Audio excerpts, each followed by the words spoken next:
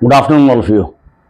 My name is Naveen Sharma, CHA law graduate, और आज का टॉपिक है सेक्शन 146 और उसमें भी कस्टम ब्रोकर लाइसेंसिंग रेगुलेशन 2018। क्योंकि ये पूरा ये रेगुलेशन थी, ये हमारे ही बारे में है, तो एक क्लास में इसको करना जस्टिफाई नहीं होगा। तो मैंने 5 क्लास के इसकी सीरीज रखी है, छोटे छोटे टॉपिक में बताऊंगा और बाद में उसे कैसे अटेम्प्ट करना है। क्योंकि अगर हम एक ही बार में कर लेंगे तो बहुत चांसेस हैं कि हम 20 दिन बाद ये भूल जाएं। बट ये टॉपिक हमें लाइव रखना है क्योंकि 2 से 4 क्वेश्चन यहां से आएंगे, और इस वजह से मैं रिक्वेस्ट करता हूं आप ये सारे टॉपिक्स बार बार पढ़ें ताकि दिमाग में रहे। नाउ मैं बिना टाइम वेस्ट किए स्टार्ट करता हूं। सबसे पहले स्टार्ट करते हैं, हम आखिर कहां खड़े हैं, वेयर आर वी स्टैंडिंग। सबसे पहले गवर्नमेंट ऑफ इंडिया आती है, उसके अंडर मिनिस्ट्री ऑफ फाइनेंस, उसके नीचे राजस्व विभाग डिपार्टमेंट ऑफ रेवेन्यू, उसके अंदर board central board of indirect taxes custom, ये हमारी सबसे इंपॉर्टेंट बॉडी है बोर्ड। ठीक है, बोर्ड ही रेगुलेशन बनाता है। पावर कहां है, सेक्शन 157 में, general power to make regulation. तो यहां आपके रेगुलेशन बन रहे हैं। एफ कार्ड हमारा रेगुलेशन 13 के 2 में बन रहा है, जी कार्ड 13 के 5 में, और एच कार्ड 13 के 9 में। तो ये हमें पूरा प्रोसेस रखना है। रिलेवेंस क्या हो गया, 13.2 और 13.5, जहां हम एग्जाम देंगे आने वाले टाइम में। नाउ अब हम करते हैं फॉर्म्स की बात। देखिए, सिंपल टॉपिक्स बहुत होते हैं कि हम ये बता दें इस सेक्शन में लाइसेंस मिल रहा है, इसमें ये मिल रहा है, वो सबको ही पता है, आप सब याद करके जाएंगे। मेन चीज क्या है, मेन चीज होती है क्या हम उन फॉर्म्स को भी याद करते हैं, जो डीप रूटेड चीज है उनको भी याद करना है, ताकि अगर कहीं टफ पेपर क्वेश्चन आ जाए we ready to face it. तो कितना भी टफ आए हमें कोशिश करनी है, ऑप्शन सामने है, हम उसे पूरी जान लगा देंगे पेपर करने में। नाउ सबसे पहले फॉर्म ए आपकी एप्लीकेशन जाती है। ठीक है, फॉर्म ए में आपकी एप्लीकेशन जाती है। फॉर्म B1 में आपको इंडिविजुअल लाइसेंस मिल रहा है, सपोज प्रोप्राइटरशिप फर्म है, आपको फॉर्म B मिलेगा। B2 में ऑर्गेनाइजेशन के लिए प्राइवेट लिमिटेड कंपनियां वहां जाती हैं, पार्टनरशिप वगैरह। फॉर्म C, अगर आपको सपोज के दिल्ली में आप रजिस्टर्ड हैं, दिल्ली के पोर्ट्स पे काम कराने, आपको दादरी काम कराना है, तो आपको फॉर्म C में इंटीमेशन देना पड़ेगा। और आजकल custom broker licensing management system में वो जाता है, तो सिविल फॉरवर्ड होता है। फॉर्म D में बॉन्ड जमा होता है, आप जो बॉन्ड देते हैं कि मैं अपना बॉन्ड दूंगा, सारे काम करूंगा, कुछ गलती होती है तो बॉन्ड के थ्रू वो डिडक्ट कर लेते हैं। It is supported by security, national saving certificate और FD आपको बॉन्ड के साथ देनी पड़ती है। फॉर्म E इंपॉर्टेंट है, श्योरिटी बॉन्ड। इसका मतलब होता है कि कोई दूसरा व्यक्ति आपकी श्योरिटी दे रहा है, वो आपकी श्योरिटी दे रहा है कि इनकेस आपने कुछ गलत किया तो पैसा उससे भी वसूला जा सकता है। प्रीवियस 3 इयर्स की एक नॉर्मल उसमें ITR जाती है, और उसकी ITR मिनिमम 5 लाख से होनी चाहिए, 5 लाख से अबव होनी चाहिए। नाउ उसके बाद फॉर्म F, जो हमारा F कार्ड बनता है, बेसिकली वो एक फॉर्म है, उसका नाम है फॉर्म F, आइडेंटिटी कार्ड बनता है उसमें हमारा। तो हमें इन छोटी छोटी चीजों का ध्यान रखना पड़ेगा। ठीक है, फॉर्म G, हमारा जो G कार्ड बनता है वो यहां बनता है फॉर्म G में। फॉर्म H कार्ड, और एक नया सेक्शन, नया रेगुलेशन बाद में आया था कि अगर हमारा लाइसेंस इनएक्टिव है 1 साल के लिए, तो उसके लिए वो बाद में रिन्यू हो जाता है, रिवैलिड हो जाता है।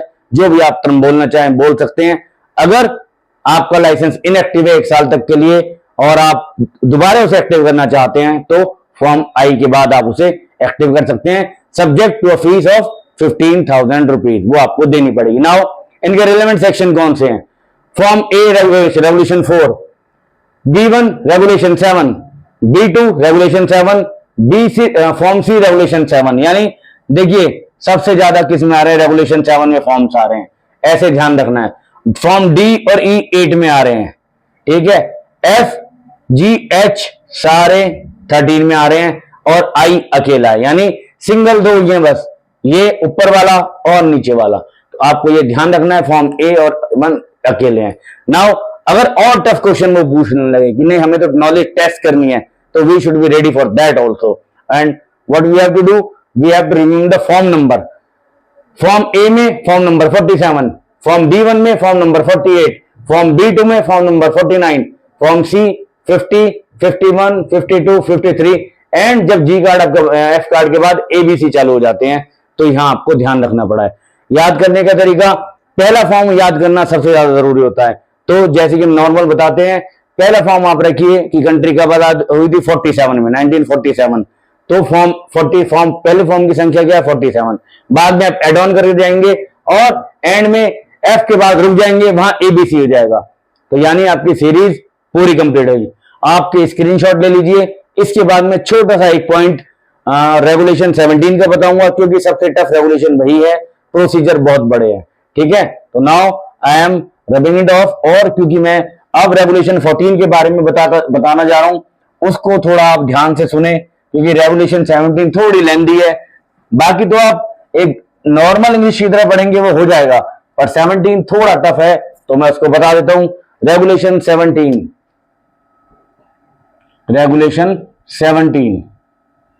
प्रोसीजर रिवोकेशन, यानी प्रोसीजर फॉर दी रिवोकेशन। ये आपको छोटी छोटी चीजें ध्यान रखनी है कि कोई भी चीज आपकी आएगी, आपको सेक्शंस की हेडिंग, रेगुलेशंस की हेडिंग, उनके साथ ही इस चीज को याद करना है। बिना हेडिंग्स के आप याद नहीं कर सकते। तो आपको पूरा जो प्रोसेस है वो याद रखना है। प्रोसेस और रिवोकेशन, ठीक है, प्रोसीजर फॉर रेवोकेशन, और पेनल्टी भी इसी में जाता है, और पेनल्टी। नाउ इसका टाइम पीरियड सबसे थोड़ा सा अलग है, उसी को अब समझेंगे। इसके टाइम पीरियड में बेसिकली 5 बार टाइम पीरियड का जिक्र आ रहा है, 90, 30, 90, 30, 90। उसको हम देखेंगे कैसे है। सबसे पहले इसमें वर्ड जाता है ऑफेंस रिपोर्ट। आपका वर्ड आया ऑफेंस रिपोर्ट। तो ऑफेंस रिपोर्ट मिलने के बाद सारी चीजें ऑफेंस रिपोर्ट से चालू होती है। ऑफेंस रिपोर्ट,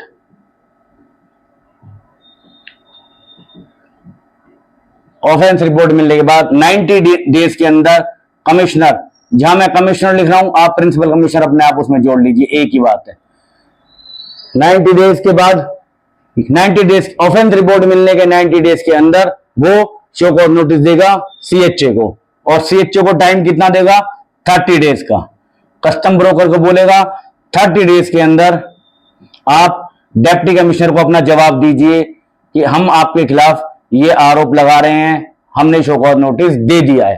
ठीक है, नाउ जिस दिन उसने नोटिस दिया है उसके 90 डेज के अंदर डिप्टी कमिश्नर को अपनी इंक्वायरी पूरी करनी पड़ेगी। यानी वो एक डिप्टी कमिश्नर को अपॉइंट कर देगा कि आप इंक्वायरी करिए। नाउ अगेन 30 डेज का फिर टाइम दिया जाएगा, किसको, कस्टम्स ब्रोकर को।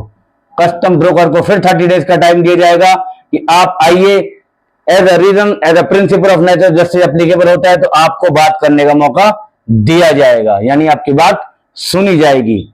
30 डेज का यहां टाइम फिर दिया जा रहा है।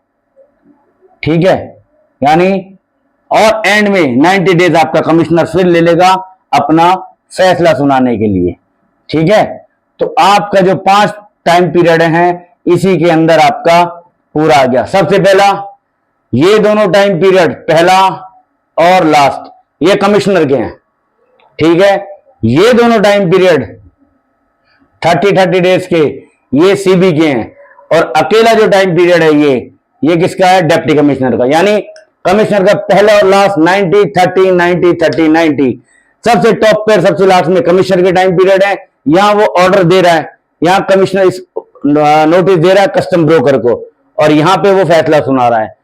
पहला टाइम पीरियड जो दिया जाता है 30 डेज का, CB को आइए अपनी बात रखिए, और इन्वेस्टिगेशन के बाद फिर एक बार टाइम दिया जाता है, और इन्वेस्टिगेशन के लिए नोटिस से 90 दिन दिए जाते हैं। तो टोटल कमिश्नर का टॉप बॉटम है, 30 दोनों ही कस्टम ब्रोकर के हैं, और 90 डिप्टी कमिश्नर का है। तो दैट मीन्स छोटी छोटी वीडियोस बना के, छोटे छोटे क्लिप बना के हमें ये चीजें ध्यान रखनी है। 17 आपका इससे बाहर नहीं है, मोर और लेस इसी में कवर हो जाता है, क्योंकि टाइम पीरियड ही सबसे टफ है। तो आई रिक्वेस्ट कि हमारे साथ आइए, छोटी मोटी चीजें वीडियो देखिए, नोट्स देखिए, क्वेश्चन आंसर देखिए। मैं along with Poonam ji and Tanush Sharma और विवेक सानी जी, हम कोशिश करेंगे आपको ज्यादा से ज्यादा नोट्स प्रोवाइड करने की। मेरा व्हाट्सएप ग्रुप है एलिट ग्रुप ऑफ स्टूडेंट्स। मेरा फोन नंबर है 9891897989। You can join us, call us, WhatsApp, जो भी है हमारी वीडियोस देखिए, और जो भी आपको चाहिए वो हमें बताइए। We will provide you absolutely free of cost. Thank you very much.